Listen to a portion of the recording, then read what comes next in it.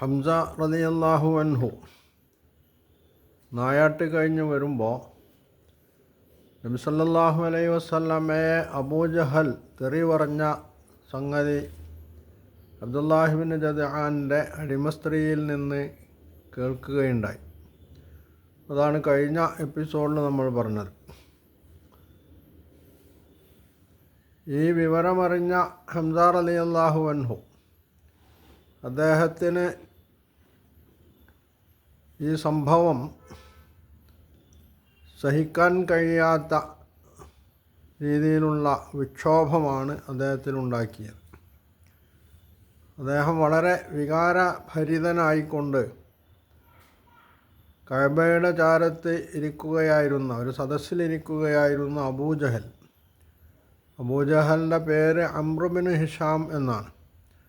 ആളുകൾ അദ്ദേഹത്തെ അബുൽ ഹക്കം എന്നാണ് വിളിച്ചിരുന്നത്.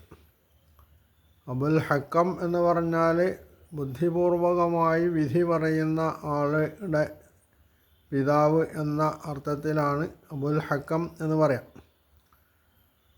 പക്ഷേ അതിന് മാത്രമുള്ള ബുദ്ധിപരമായിട്ടുള്ള മാന്യമായിട്ടുള്ള സമീപനമായിരുന്നില്ല അദ്ദേഹത്തിൻ്റേത് എന്നതുകൊണ്ടാണ് ഇസ്ലാമിക ചരിത്രത്തിൽ അദ്ദേഹം അബൂജഹൽ അവിവേകത്തിൻ്റെ പിതാവ് അല്ലെങ്കിൽ അവിവേകത്തിൻ്റെ ആൾ എന്ന അർത്ഥത്തിൽ അദ്ദേഹത്തെ പിന്നീട് വിളിച്ചു വരുന്നത്. ഹംസ റളിയല്ലാഹു അൻഹു അബൂജഹലിനെ സമീപിച്ചുകൊണ്ട് ചോദിച്ച ചോദ്യം അതസ്തിമു മുഹമ്മദൻ വാന അലാ ദീനിഹി എന്നാണ്. ഇതിനു മുമ്പ് ഹംസ റളിയല്ലാഹു അൻഹു ഇസ്ലാം സ്വീകരിച്ചിട്ടുണ്ടായിരുന്നില്ല. മുഹമ്മദിനെ ഞാൻ അവൻ്റെ ദീനിലായിരിക്കെ നീ മുഹമ്മദിനെ തെറി പറയുന്നുവോ? മലയാളത്തിൽ പറഞ്ഞാൽ മുഹമ്മദിനെ നീ തെറി പറയുന്നോടാ എന്നാണ് ചോദ്യം. സ്വാഭാവികമായിട്ടും അബൂജഹലിനോട് ആ രീതിയിൽ ആരും കയർക്കാറില്ല. പക്ഷേ ഇവിടെ ഹംസ റളിയല്ലാഹു അൻഹു അദ്ദേഹത്തോട് ചോദിക്കുന്ന ചോദ്യം വളരെ കർക്കശമായ രീതിയിലാണ്. അഖൂലു മാ യഖൂൽ, മുഹമ്മദ് എന്താണോ പറയുന്നത് അത് തന്നെയാണ് ഞാനും പറയുന്നത്. അതുകൊണ്ട് നിനക്ക് പറ്റുമെങ്കിൽ റുദ്ദ അലയ്യ ഇനിസ്തതാഅത, സാധ്യമെങ്കിൽ എന്നെ എതിർക്കുക, എന്നെ നേരിടുക. ഇത് പറഞ്ഞുകൊണ്ട് അദ്ദേഹം തൻ്റെ കയ്യിലുണ്ടായിരുന്ന വില്ലുകൊണ്ട് അബൂജഹലിൻ്റെ തലക്കടിക്കുന്നുണ്ട്. അബൂജഹലിൻ്റെ തലക്കടി കിട്ടി, തല പൊട്ടി ചോര വരുന്നു.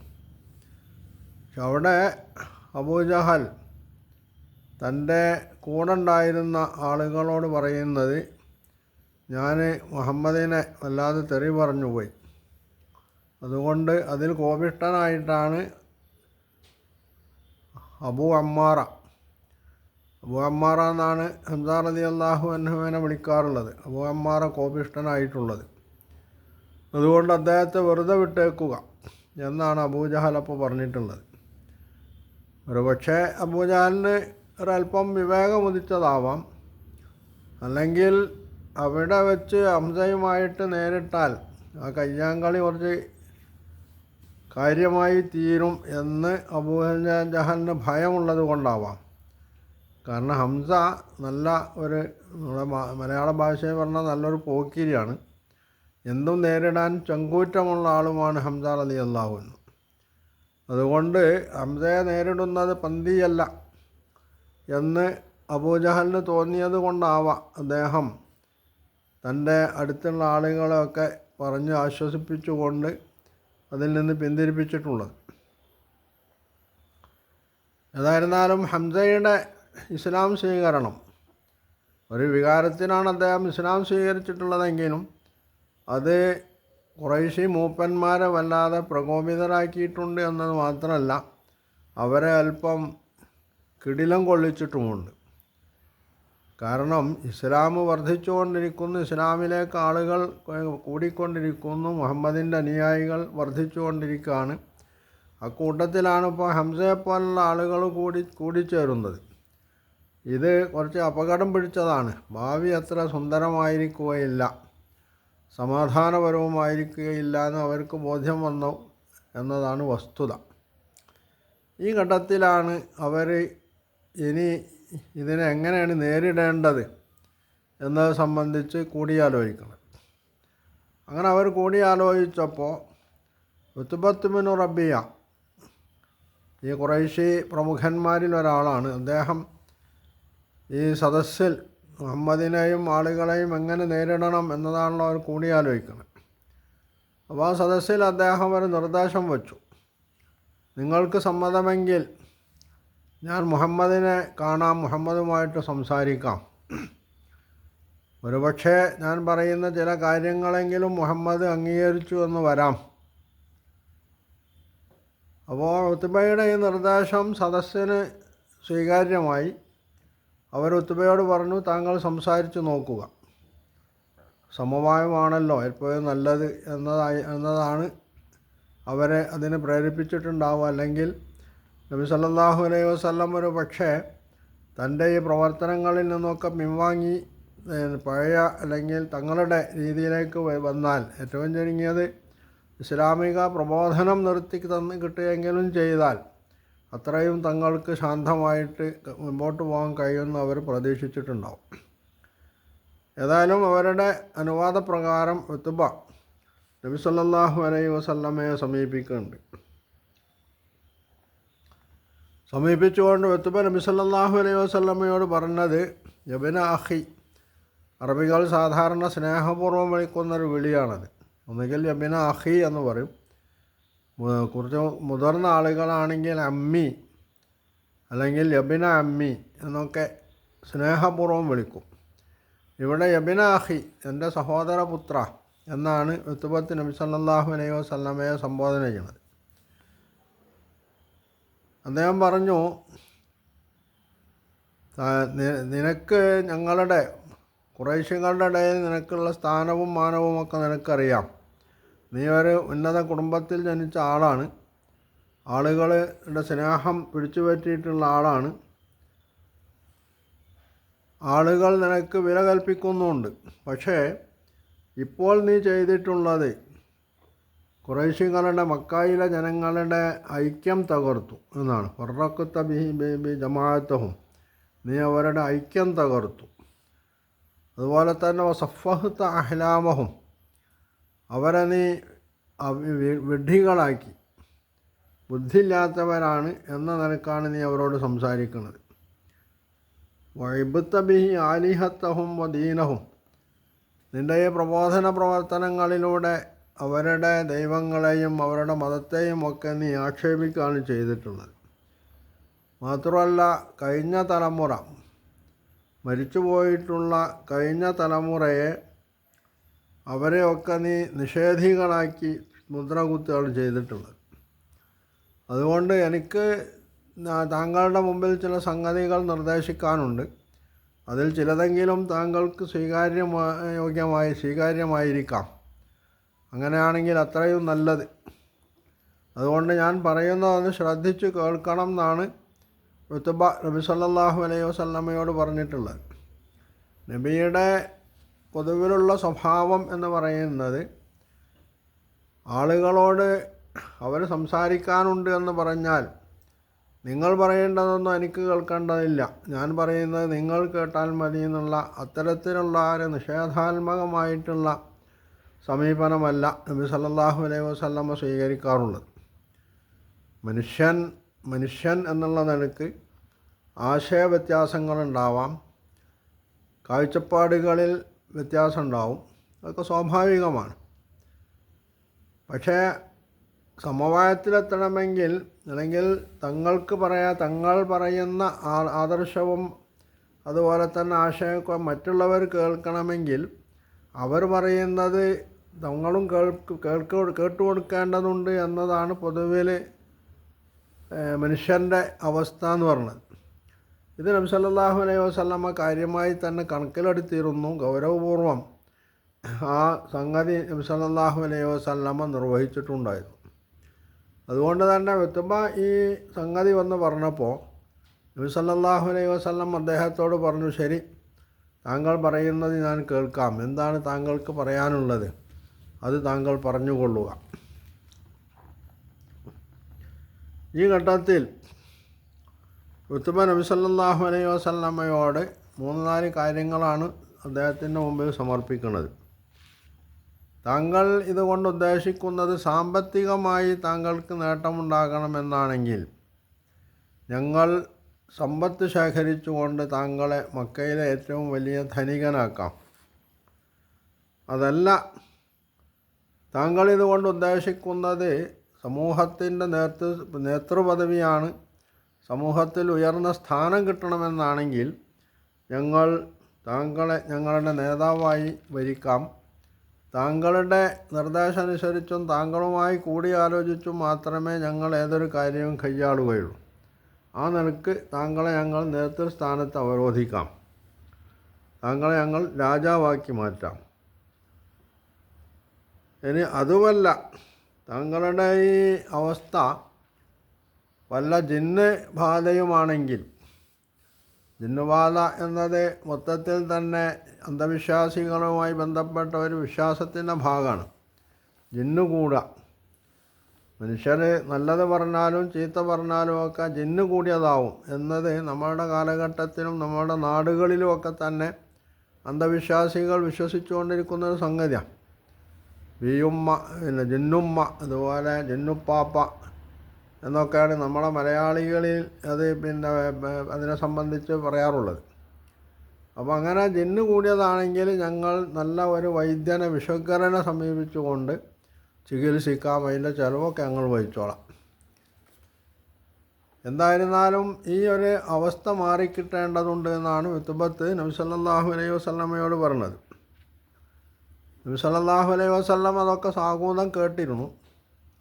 ഉത്ബത്ത് തനിക്ക് പറയാനുള്ളതൊക്കെ പറഞ്ഞു കഴിഞ്ഞപ്പോൾ നബി സല്ലല്ലാഹു അലൈഹി വസല്ലം അദ്ദേഹത്തോട് ചോദിച്ചു, അബുൽ വലീദ് എന്നാണ് ഉത്ബയെ വിളിക്കാറുള്ളത്. അബുൽ വലീദ്, താങ്കൾക്ക് പറയാനുള്ളത് പറഞ്ഞു കഴിഞ്ഞുവോ? താങ്കൾക്ക് പറയാനുള്ളതൊക്കെ കഴിഞ്ഞോ എന്നാണ് നബി സല്ലല്ലാഹു അലൈഹി വസല്ലം അദ്ദേഹത്തോട് ചോദിച്ചത്. ഉത്ബ പറഞ്ഞു, അതെ, എനിക്ക് പറയാനുള്ളത് പറഞ്ഞു കഴിഞ്ഞു. അപ്പോൾ നബി സല്ലല്ലാഹു അലൈഹി വസല്ലം പറഞ്ഞു, എങ്കിൽ ഇനി ഞാൻ പറയുന്നത് താങ്കളൊന്ന് ശ്രദ്ധിച്ചു കേൾക്കണം. ഇവിടെ നബി സല്ലല്ലാഹു അലൈഹി വസല്ലമ എന്തെങ്കിലും കാര്യം സ്വന്തമായി പറയല്ല. നബി സല്ലല്ലാഹു അലൈഹി വസല്ലം അദ്ദേഹത്തോട് പറഞ്ഞത് ഇസ്മഅ മിന്നി, ഇസ്മഅ മാ അഖൂൽ, ഞാൻ പറയുന്നത് കേൾക്കണം എന്നല്ല, ഇസ്മഅ മിന്നി, എന്നിൽ നിന്ന് കേൾക്കണം എന്നാണ്. അപ്പോൾ നബി സല്ലല്ലാഹു അലൈഹി വസല്ലമയിൽ നിന്ന് എന്താണ് കേൾക്കാനുള്ളത്? നബി അദ്ദേഹത്തോട് സ്വന്തമായിട്ട് എന്തെങ്കിലും കാര്യം പറയുന്നതിന് പകരം വിശുദ്ധ ഖുർആനിലെ സൂറത്ത് ഫുസ്സിലയുടെ ആദ്യ ഭാഗം അദ്ദേഹത്തെ ഓതി കേൾപ്പിക്കുകയാണ് ചെയ്തത്. അപ്പോൾ ഈ ഖുർആൻ ഓതി കേൾപ്പിക്കാനുള്ളത് കൊണ്ടാണ് നബി സല്ലല്ലാഹു അലൈഹി വസല്ലം അദ്ദേഹത്തോട് ഇസ്മഅ മിന്നി എന്ന് പറയുന്നത്, എന്നിൽ നിന്ന് കേൾക്കുക. നബി സല്ലല്ലാഹു അലൈഹി വസല്ലമ ആ സൂറത്ത്, ആ അധ്യായം ഓതി തുടങ്ങി. ബിസ്മില്ലാഹിർ റഹ്മാനിർ റഹീം, തൻസീലും മിനർ റഹ്മാനിർ റഹീം, കാരുണ്യവാനും കരുണാനിധിയുമായിട്ടുള്ള അള്ളാഹുവിൽ നിന്നുള്ള അവതരണം. ഫുസ്സില കിതാബും ഫുസ്സിലത്ത് ആയാതുഹു ഖുർആനൻ അറബിയ്യൻ ലിഖൗമിൻ യഅലമൂൻ, അറിയാൻ താൽപ്പര്യമുള്ള ജനതയ്ക്ക് ഉപകാരപ്പെടുന്ന വിധത്തിലുള്ള അറബി ഭാഷയിലെ കാര്യങ്ങൾ, ആയത്തുകൾ അല്ലെങ്കിൽ വിഷയങ്ങൾ വിശദമായി തന്നെ വിശദീകരിക്കുന്ന ഒരു ഗ്രന്ഥം എന്ന് പറഞ്ഞുകൊണ്ടാണ് ഈ സൂറത്ത് തുടങ്ങുന്നത്.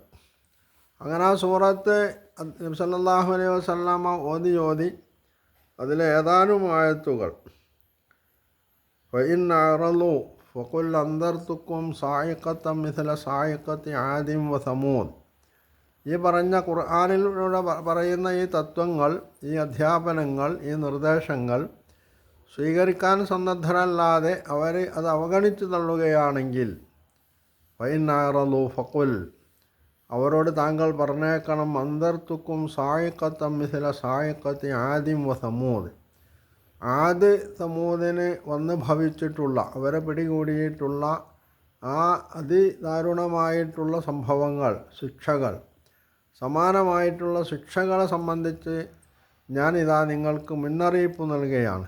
അന്തർത്തുക്കും സായിക്കത്തം മിഥില സായിക്കത്തെ ആദിം വ സമൂദ്. ഇത്രയും ഓതി തീർന്നപ്പോൾ ഉത്തുബ നബി സല്ലല്ലാഹു അലൈഹി വസല്ലമയുടെ വായ പൊത്താണ്. പൊത്തിയിട്ട് പറഞ്ഞു, ബഹീൻ ബഹീൻ മുഹമ്മദെ, മതി മതി. കാരണം ഈ ഖുർആനിക വശ്യമായിട്ടുള്ള ഖുർആനിക വചനങ്ങൾ ഖുറൈശികളിലെ പ്രമുഖന്മാർക്കൊക്കെ അറിയാം ഖുർആനിൻ്റെ മഹത്വം, അതിൻ്റെ വശ്യത എത്രത്തോളമുണ്ടെന്ന്. ഖുർആനിൻ്റെ ഈ മധുരമായിട്ടുള്ള വചനങ്ങൾ കേട്ടപ്പോൾ ഉത്ബത്ത് ആകെ ഭയവിഹ്വലനാവുകയും ഖുർആൻ അദ്ദേഹത്തിൻ്റെ മനസ്സിലേക്ക് കടന്നു കയറുകയും ചെയ്തു എന്നുള്ളതാണ്. അങ്ങനെ അദ്ദേഹം നബി സല്ലല്ലാഹു അലൈഹി വസല്ലമയുടെ അടുത്ത് നിന്ന് തിരിച്ചുപോയി. തിരിച്ച് ഖുറൈശികളുടെ മൂപ്പന്മാരിരിക്കുന്ന സദസ്സിൽ വന്നപ്പോൾ സദസ്സിൽ നിന്നൊരാൾ പറഞ്ഞു, ഉത്ബയുടെ മുഖം കണ്ടാൽ അയാൾ പോയ മാതിരിയല്ല തിരിച്ചു വരുന്നത്. എന്തോ മുഹമ്മദ് അയാളെ വശീകരിച്ച് കഴിഞ്ഞിട്ടുണ്ട്, എന്തോ സംഭവിച്ചിട്ടുണ്ട്, പോയ മാതിരിയല്ല തിരിച്ചു വരുന്നതെന്ന് പറഞ്ഞു. അങ്ങനെ അദ്ദേഹം അവിടെ വന്ന് സദസ്സിലിരുന്നപ്പോൾ സദസ്സിൽ നിന്നുള്ള ആളുകൾ ചോദിച്ചു, അബുൽ വലീദ് എന്താണ് മുഹമ്മദിൻ്റെ പ്രതികരണം? അപ്പോൾ ഉത്ബക്ക് പറയാനുണ്ടായിരുന്നത് മുഹമ്മദ് ഈ സംഗതി സ്വീകരിച്ചുവോ ഇല്ല എന്നുള്ളതല്ല. അദ്ദേഹം അവരോട് പറഞ്ഞത്,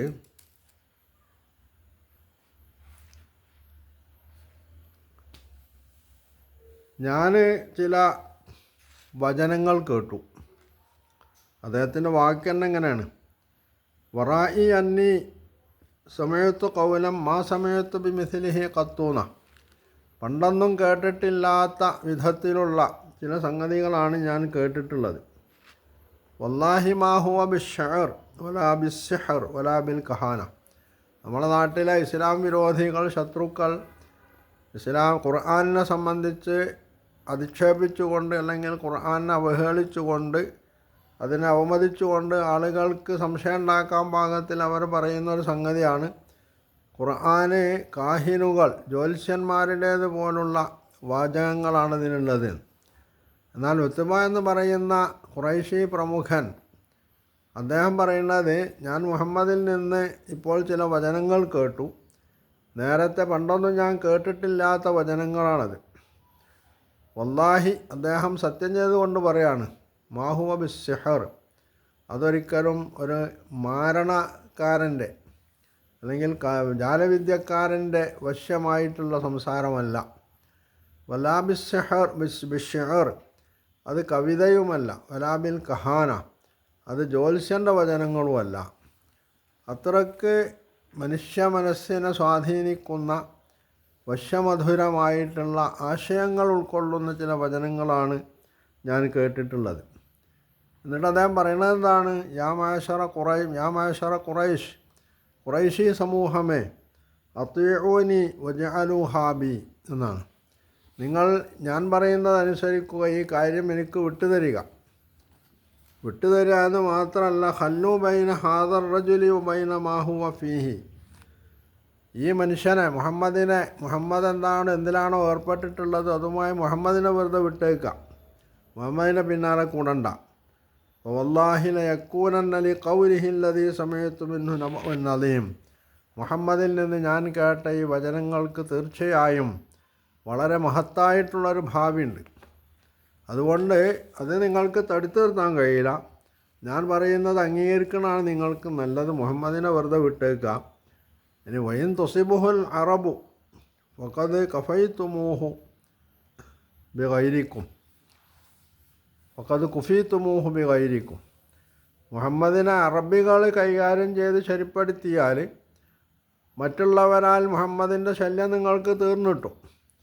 ഇനി മുഹമ്മദ് അറബികളെ കീഴ്പ്പെടുത്തിയാലോ എങ്കിൽ അത് നിങ്ങളുടെ കൂടി മഹത്വമാണ്, നിങ്ങൾക്ക് കൂടി നേട്ടമാണ് അതിലൂടെ കൈവരിക. കാരണം നിങ്ങളിൽപ്പെട്ട ഒരാളാണ് അറബികളെ കീഴ്പ്പെടുത്തിയത് എന്ന് നിങ്ങൾക്ക് അഭിമാനിക്കാൻ പറ്റും. അതുകൊണ്ട് മുഹമ്മദിൻ്റെ പിന്നാലെ കൂടണ്ട, മുഹമ്മദിനെ വിടുമായിരിക്കും, വെറുതെ വിടുമായിരിക്കും നല്ലത്. മുഹമ്മദിൻ്റെ പണിയെടുത്ത് പോയിക്കോട്ടെ, നിങ്ങൾ നിങ്ങളുടെ അവസ്ഥയായിട്ട് നിങ്ങളും മുമ്പോട്ട് പോവാം. ഇതാണ് അദ്ദേഹം പറഞ്ഞിട്ടുള്ളത്. ഇത് പറഞ്ഞപ്പോൾ അവർ ഒന്നായിട്ട് പറഞ്ഞാൽ എന്താണ്? സഹറക്ക വല്ലാഹി യാ അബൽ വലീദ് ബിലിസാനിഹീന, മുഹമ്മദ് അവൻ്റെ നാക്കുകൊണ്ട് താങ്കളെ വശീകരിച്ചു കഴിഞ്ഞു. അപ്പോൾ ആകപ്പാട് അവർക്ക് പറയാനുള്ളത് മുഹമ്മദിൻ്റെ വശീകരണത്തെ സംബന്ധിച്ചാണ്. വിശുദ്ധ ഖുർആൻ അത് മുഹമ്മദ് ഉണ്ടാക്കുന്നതാണ്, മുഹമ്മദിൻ്റെ വചനങ്ങളാണ്. മുഹമ്മദ് അത്രമാത്രം വശ്യമധുരമായിട്ട് സംസാരിക്കാൻ കഴിയുന്ന ആളാണ് എന്ന നിലക്കാണ് അവർ ഈ സംഗതിയെപ്പോലും കാണുന്നത്. വസ്തുതകളെ വസ്തുതകളായി മനസ്സിലാക്കാനും അതിനെപ്പറ്റി ചിന്തിക്കാനും അംഗീകരിക്കാനും അവർ സന്നദ്ധരല്ലാണതാണ്. അപ്പോൾ വലീദ് ഉത്ബത്ത് അവരോട് പറഞ്ഞു, ഹാദാർ ഈ ഫീ ഫസ്നാവും മാ ബദാലക്കും, എൻ്റെ അഭിപ്രായം ഇതാണ്, ഇനി നിങ്ങൾക്ക് തോന്നിയതെന്താണോ നിങ്ങൾക്ക് പ്രവർത്തിക്കാം. എനിക്ക് പറയാനുള്ളത് ഞാൻ പറഞ്ഞു. ഞാൻ മുഹമ്മദുമായിട്ട് ബന്ധപ്പെട്ടു സംസാരിച്ചു. മുഹമ്മദിൽ നിന്ന് എനിക്ക് കേൾക്കാൻ കഴിഞ്ഞിട്ടുള്ളത് ഇങ്ങനെ ഒരു സംഗതിയാണ്. അത് നിങ്ങൾ തടുത്താൽ തന്നെ നിർത്താൻ കഴിയുന്ന, പരാജയപ്പെടുത്താൻ കഴിയുന്ന സംഗതിയല്ല. അത് മുമ്പോട്ട് പോകും, അതിന് ഭാവിയുണ്ട്. നിങ്ങൾക്ക് ഞാൻ പറയുന്നത് സ്വീകാര്യമല്ലെങ്കിൽ ഇനി നിങ്ങൾക്കെന്താണോ ബോധിച്ചത് അതനുസരിച്ച് നിങ്ങൾക്ക് മുമ്പോട്ട് പോകാം എന്നാണ് ഈ ഘട്ടത്തിൽ വലീദ് അവരോട് പറയുന്നത്. അപ്പോൾ ഒരു സമൂഹം ചോദിച്ചും അവരുടെ നേതൃനിര അവർ കൈയാളുന്ന അല്ലെങ്കിൽ അവർ സ്വീകരിച്ചിട്ടുള്ള തെറ്റായിട്ടുള്ള സമീപനങ്ങൾ, അതിക്രമങ്ങൾ, അനീതികൾ, അന്ധവിശ്വാസങ്ങൾ, അബദ്ധജടിലമായിട്ടുള്ള ആചാര സമ്പ്രദായങ്ങൾ, ഇതൊന്നും തങ്ങൾ ഉപേക്ഷിക്കാൻ തയ്യാറല്ലെന്നും അതിനെതിരിൽ ആര് എന്ത് തന്നെ പറഞ്ഞാലും അത് ഞങ്ങൾ അടിച്ചമർത്തും എന്നും ഒരു സമൂഹം തീരുമാനിച്ചു കഴിഞ്ഞാൽ പിന്നെ അവരുടെ മനസ്സിലേക്ക് സതുപദേശം അല്ലെങ്കിൽ വിവേകത്തിൻ്റെ ഭാഷ അത് അവരുടെ മനസ്സിലേക്ക് കടന്നു ചെല്ലുവാനുള്ളതിൻ്റെ ഏറ്റവും നല്ല ഉദാഹരണമാണ് ഖുറൈശി പ്രമുഖന്മാരുടെ ഉത്ബത്തിനോടുള്ള ഈ സമീപനം എന്ന് പറഞ്ഞത്. കാരണം അവരിൽപ്പെട്ട ഒരാൾ, അദ്ദേഹം ഒരിക്കലും ഇസ്ലാമിലേക്ക് വന്നിട്ടില്ല.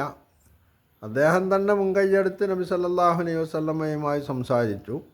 നബി സല്ലല്ലാഹു അലൈഹി വസല്ലമയിൽ നിന്ന് തനിക്ക് പറയാനുള്ളതൊക്കെ പറഞ്ഞു.